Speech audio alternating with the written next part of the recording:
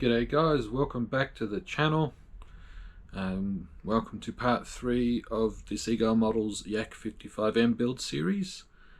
In this part we are going to be going over, we're going to start with working out where we're going to start putting electronics in with the fuselage. People, when they build model airplanes, they like to have a specific process of doing things, doing them in a specific order. Certainly nothing wrong with following the instructions. In this video, we're mainly just going to focus on getting things ready for electronics. I am going to be doing a few custom things with this kit. Now, if we remember from the last video, installing the hinges on the for the control surfaces, we have our vertical stabilizers here. We have the that's the horizontal. This is the vertical stabilizer. I should know this. I've been flying model airplanes for a long time. So as I mentioned, we were doing the hinges one end dry. Reason being for doing it this way is, while we have the hinges installed, the instructions may say to not install the control surfaces at the time. So I've just put the hinges in. They're in nicely, all facing how they should, as I explained in the previous video. So what I am going to do off camera is I'm going to install the ailerons to the main wings, but I'm not going to install the control surfaces on the vertical and horizontal stabilizers, purely just to make sure I'm not getting ahead of myself. I'm going to do this off camera, and I'll do a quick show of it. Then we'll get on to working out electronics and things like that. Okay guys, so I've done the ailerons off camera. They are currently doing their thing and drying down there. So what I'm going to be doing now is I will be starting to plan where I'm going to be having my electronics. Now this may not seem important for a lot of guys who have model aeroplanes. They might be glow powered, nitro powered models or electric models.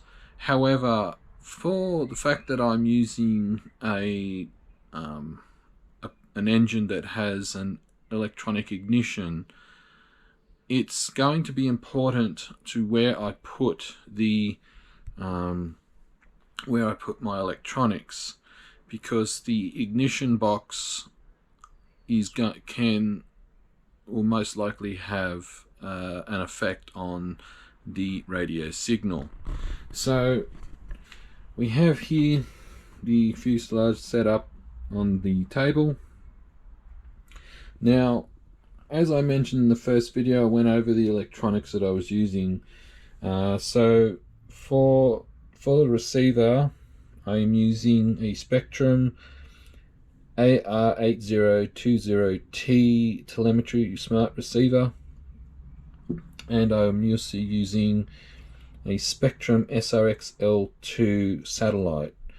And the reason why I'm using a satellite, even though the Spectrum, the actual receiver itself, has 2 antennae on it, I want to have as strong a signal as possible, because as I mentioned, the engine that I'm using has an ignition box.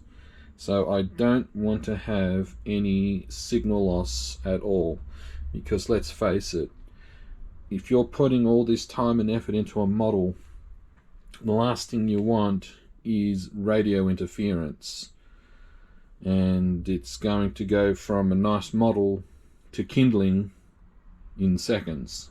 Trust me, I know from experience, my very first model airplane, spent a week and a half building it, running in the engine and everything, and my instructor took it up and it only lasted 30 seconds because it decided to have a spaz attack, or the radio decided to have a spaz attack and lawn darted into the ground. So when I say you want to plan your electronics, it is a good idea to plan it. So we've also got over here, so these are the batteries that I'll be using. So we have a Spectrum, well, I've got two Spectrum life packs. One is 4000 milliamp hour, the other is 2000 milliamp hour. The big one is going to be for powering the electronics, so your receiver and servos and so forth. The 2000 milliamp hour one here is what's going to be powering the ignition box for the engine. And having a quick look, I notice, now I'm going to do my best to get the camera in here, so just give me a second. In here, it's a nice tray for the batteries to sit.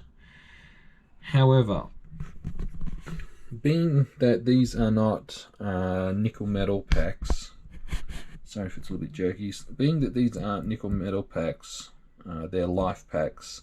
Same if you're using a lipo pack, it's relative to the both. You've got these balance leads. So I have a 3D printer, so I'm going to 3D print a removable tray to go in there and have it set up so I can pull the batteries out if necessary. But I mean, just looking even here, like this is a real big chunk of a battery. It's going to fit in there perfectly. I mean, that's just you have to excuse the bumble thumbs for a second. I mean, that there, I mean, you can honestly say that fits like a glove. Like a glove! But what I do intend to do, like I said, I'm going to make a removable tray and work out, and this is part of the planning process, to work out whereabouts, like where I'm gonna have the tray, like have like screws for it to lock into or something like that.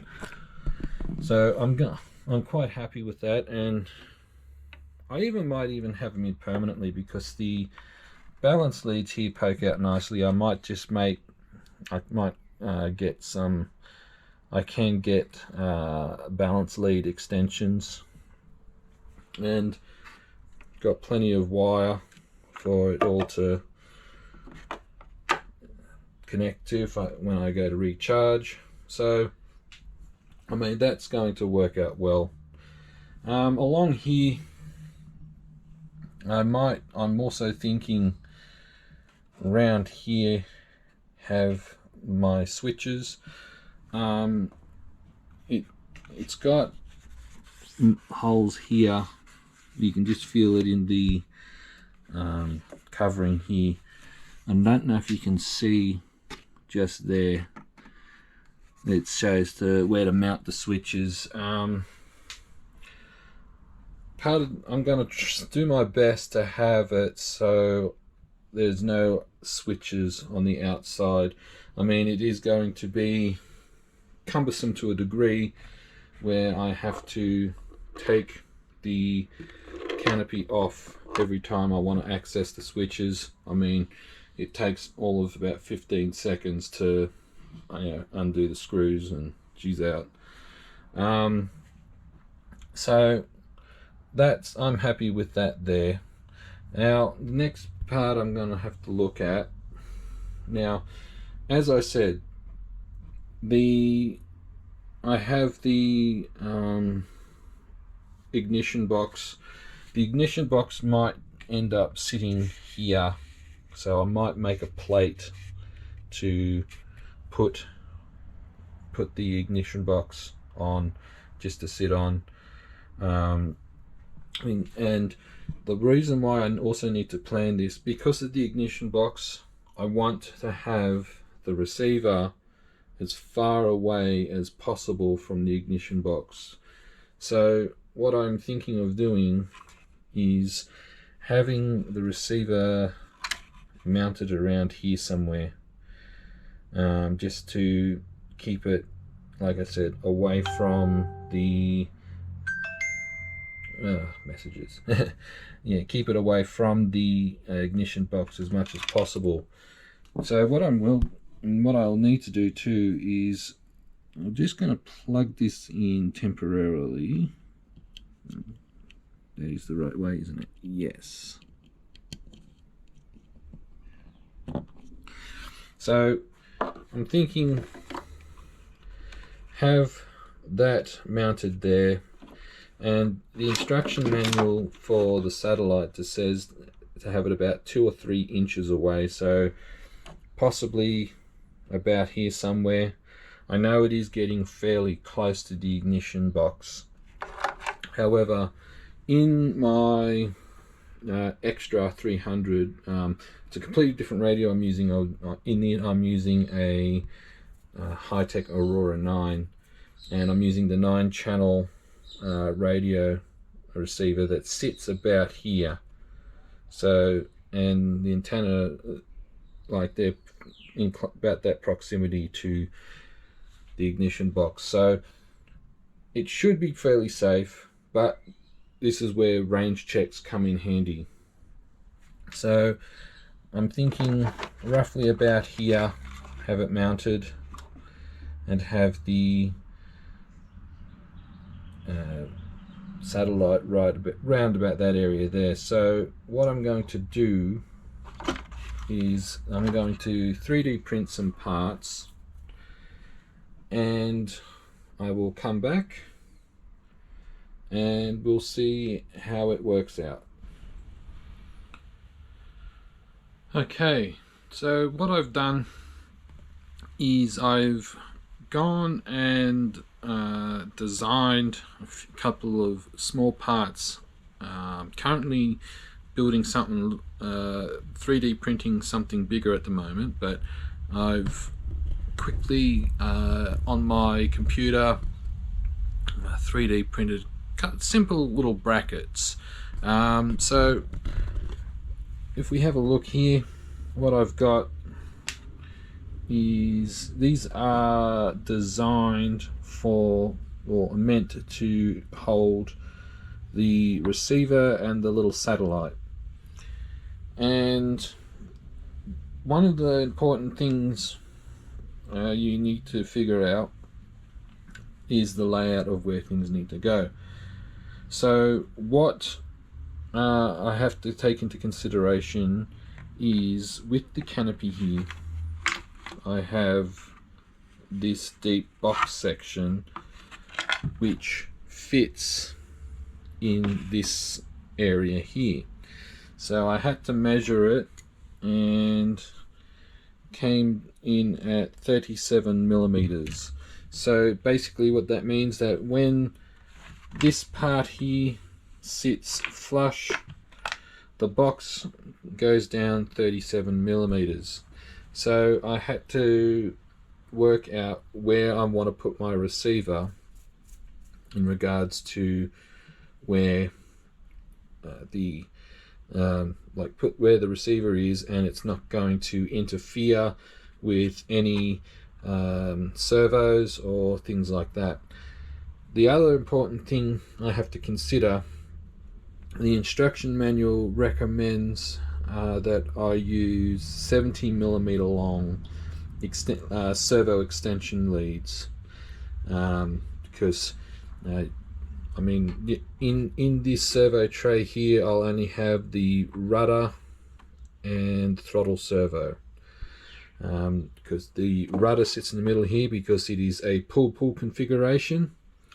However, down here on both sides down here is where the elevator servos go, so I will need to have servo extension leads. So what I'm trying to accomplish here is not just so much where the receiver will sit in relation to not touching anything and interfering with anything, but also where so it won't interfere with wires and leads and so forth.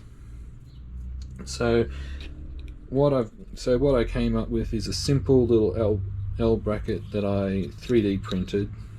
It is quite simple, and it's going, the receiver and the satellite are going to be mounted on here, on those. Now, when you are using if you're going to mount them like that, I recommend you use a gel, double-sided gel, because it is very, very soft. Now, I got this from A-Main Hobbies. It's under the Kyosho brand. What I'll do is down below in the description box I'll leave a link.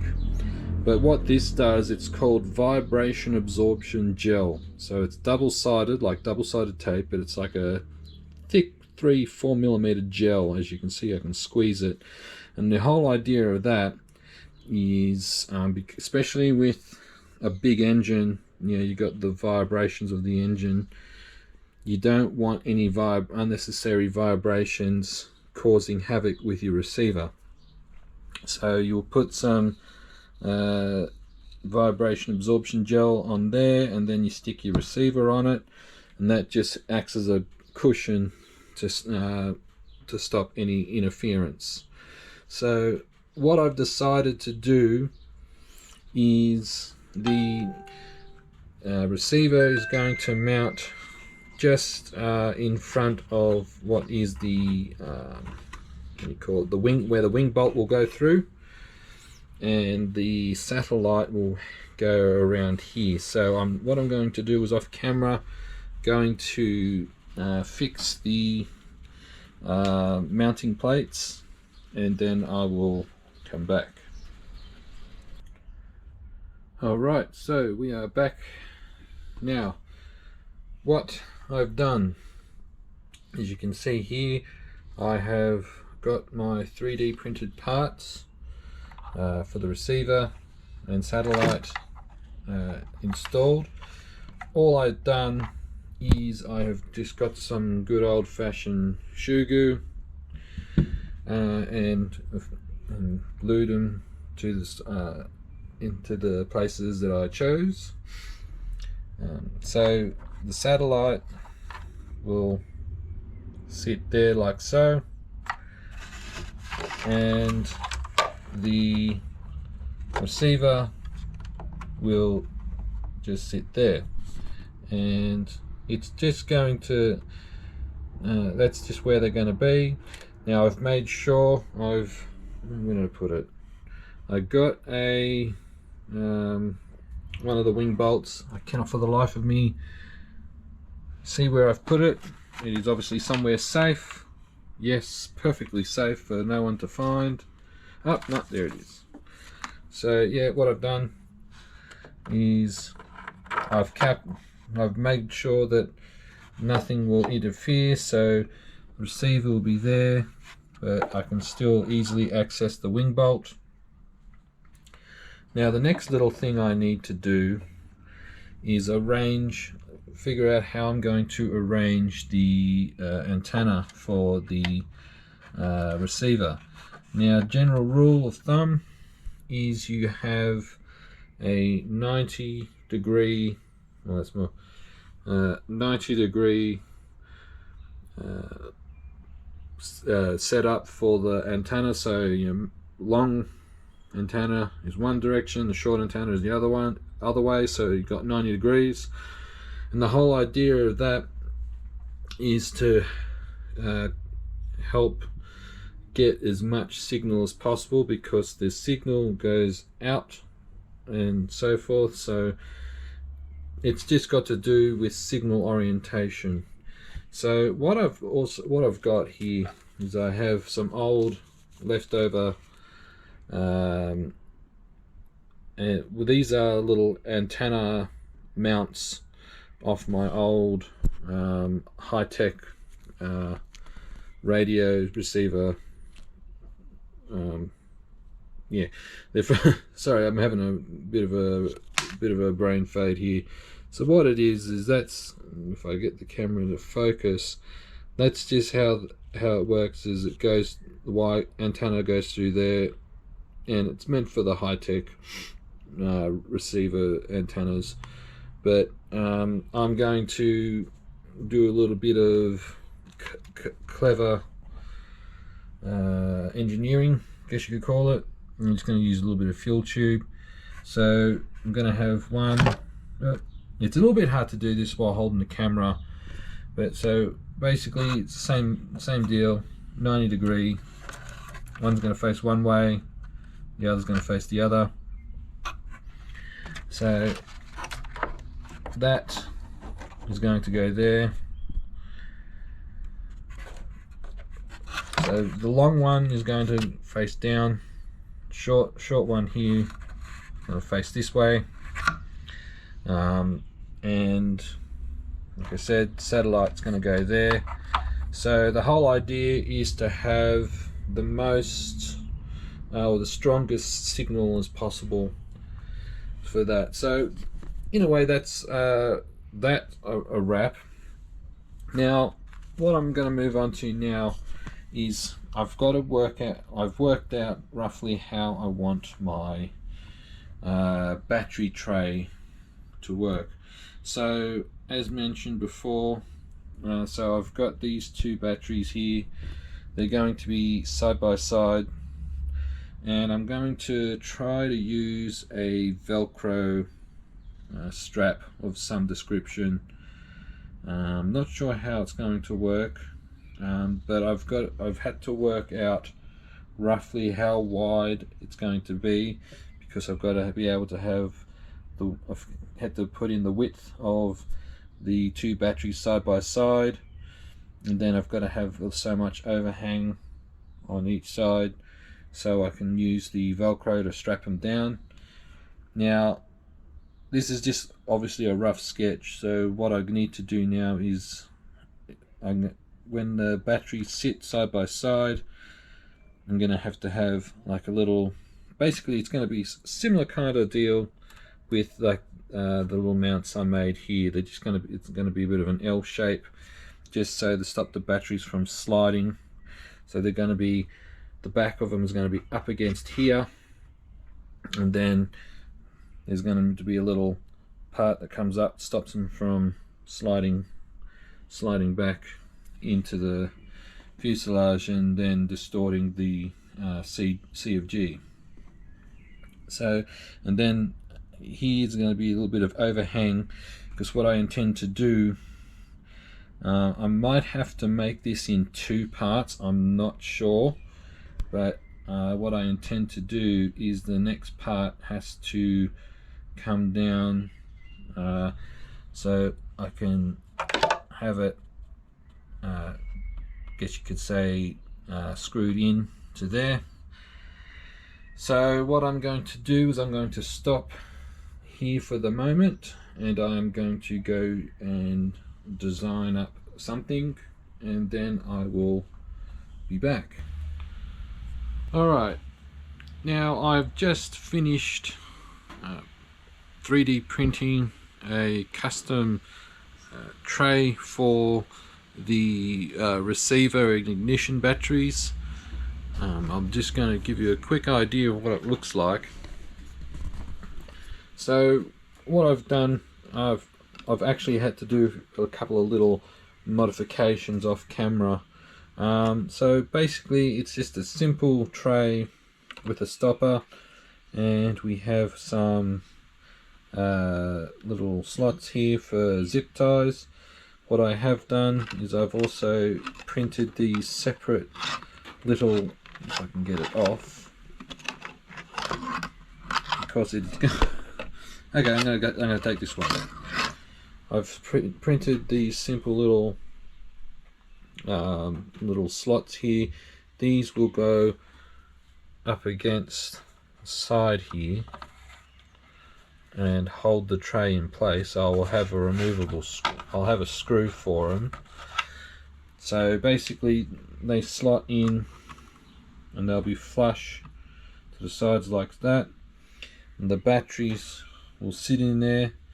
So what I'll do is I'll just put the whole thing in off camera. It's because it's a little bit cumbersome trying to do it one-handed. Well, it's hard enough as it is doing it with two hands. So just give me a moment, guys, and we'll be back. Alright guys, so the battery tray and batteries are in at the moment. This is just, give me a second, I just got to move the mount here. This is just mocked in at the moment. As you can see, this is what I'm trying to aim at. The tray is just really just there to hold the batteries in place.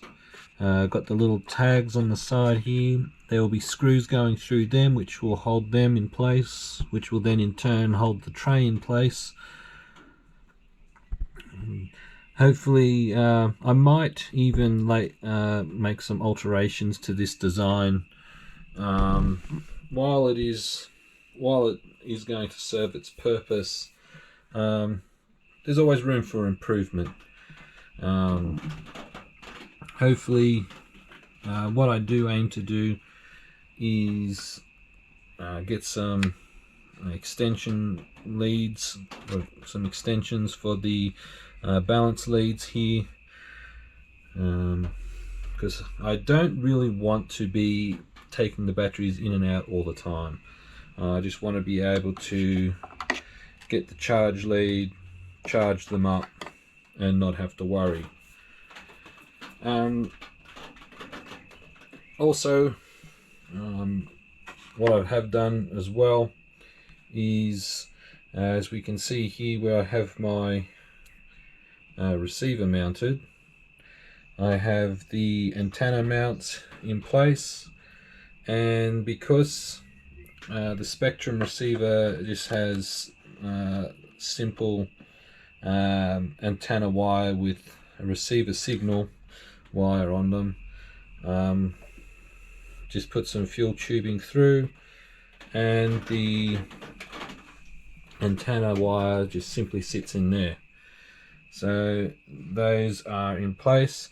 I was actually going to have this one over here on this side, but then I realized that the canopy sits on top and that would probably damage the wire, so it's on this side over here. And so far it is so good, people. Steady as it goes. Hopefully I might even try something different with the battery mounting. This is a process you don't want to rush, because obviously everything is different electronics, different engines and so forth, and want to make sure that it all goes together nicely. After all, you don't want this to become a pile of wood because you rushed something. So guys, I'm going to end the video here. I'm going to do a little bit of work off camera, and in part, what are we up to now? Part 4. Well, no, we're at part 3 now. In part 4, we'll come back to the batteries and the receiver and some other electronics, but we'll progress with more of the actual build of the model. So if you enjoyed this video, guys, stay tuned for more, and I hope to see you all in part 4. Cheers, guys.